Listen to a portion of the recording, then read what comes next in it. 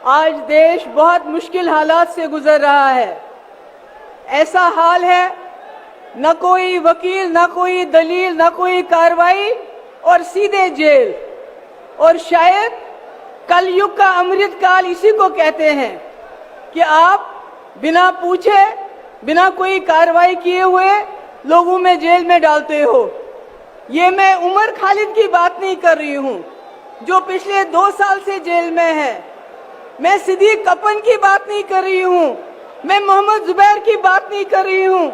मैं आपके चुने हुए नुमाइंदों की बात कर रही हूँ जिनको आप लोग वोट डाल के एमएलए बनाते हैं, लोकसभा मेंबर बनाते हैं, चीफ मिनिस्टर बनाते हैं, मिनिस्टर बनाते हैं। कैसे उन पे करप्शन के चार्जेस लगा के बिना कोई वकालत के, बिना कोई कार्रवाई के जेल में डाला जाता है।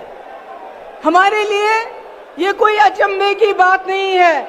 हमने जम्मू कश्मीर में पिछले 5 साल से यही देखा है।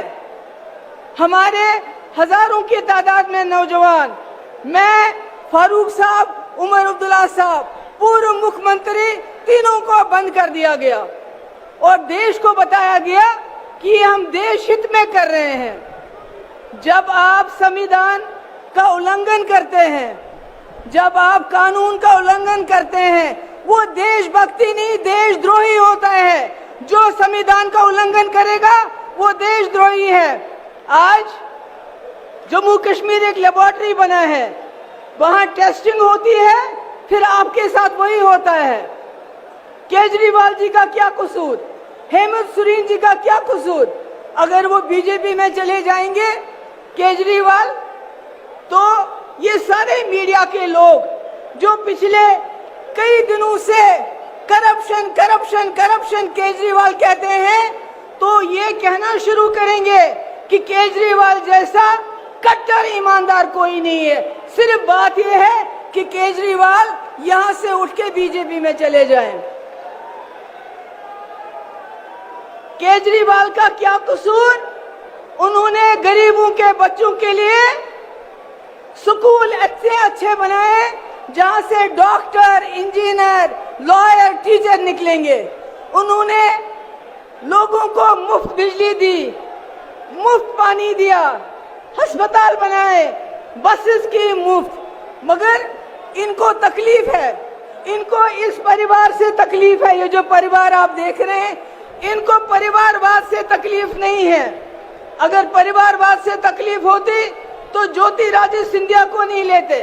अगर परिवारवाद से तकलीफ होती तो जतिन प्रसादा को नहीं लेते, मिलन देवरा को नहीं लेते, राजनाथ सिंह का बेटा पॉलिटिक्स में नहीं होता।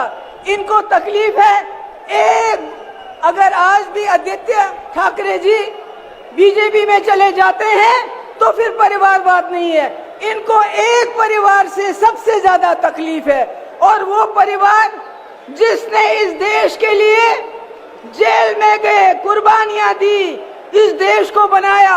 गांधी नेहरू उस परिवार की बात करते हैं।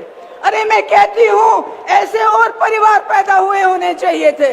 आज देश जो हमारा चांद्रयान पे पहुंचा, चांद पे पहुंचा, शायद कहीं और पहुंच गया होता।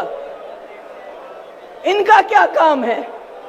इनका काम है, इन्होंने कहा, हम सवाल पूछते हैं, आपने कहा 2 करोड़ नौकरियां देंगे, नौकरियां नहीं दी, बल्कि यहाँ के नौजवानों के हाथों में लाठी दी, जबान पे नारा दिया, कभी देश का कभी धर्म का, बोला जाओ मारो, लिंच करो, शक्ल देखो, क्या खाता है, क्या पहनता है, दाढ़ी कितनी लंबी है। इन्होंने नौजवानों का अपराधीकरण किया, उनको दंगाई बनाया, कहा तुम दंगे करो, तुमको जेल नहीं भेजेंगे, मगर हमसे नौकरी का हिसाब मत मांगो, हमसे 2 करोड़ नौकरियों का हिसाब मत मांगो। इन्होंने भ्रष्टाचार का इल्जाम हम पे लगाया। अरे चंदा चोरी में जितना भ्रष्टाचार इन लोगों ने किया, पिछले 75 साल में हमारे मुल्क में इतना भ्रष्टाचार कभी नहीं हुआ है। ईडी के जरिए वसूली की, इन्होंने इनकम टैक्स के लिए जरिए वसूली की। ये सबसे भ्रष्ट सरकार है। आज हम यहाँ पर इसलिए जमा नहीं है कि हमने केजरीवाल जी को, अपोजिशन को बचाना है, नहीं। आज हम संविधान को बचाने के लिए यहाँ हैं। उस संविधान को जिसने आपको वोट दिया है, उस वोट से जिससे आप अपनी सरकार चुनते हैं, अगर आज आप नहीं जागे तो आपके वोट की कोई कीमत नहीं हुई। ये पहली बार हो रहा है हिंदुस्तान में, इलेक्शन से पहले ही इलेक्शन को रिग किया जाता है अपोजिशन को जेल में डाल के। मेरी आखिर में आप सबसे गुजारिश है, हमारे इंडिया अलायंस के पास टीवी नहीं है, अखबार नहीं है, फेसबुक नहीं है, यूट्यूब नहीं है, इनके पास सब कुछ है, गोदी मोदी सारा मीडिया। इसलिए मेरी आपसे गुजारिश है, हमारा मीडिया, हमारा अखबार, हमारा फेसबुक आप लोग हो, आप लोगों को जाके लोगों को समझाना पड़ेगा कि केजरीवाल जी हो, हेमंत सोरेन जी हो या कोई और हो, वो जेल में इसलिए है, वो संविधान को बचाना चाहते हैं, आपके वोट को बचाना चाहते हैं। बहुत बहुत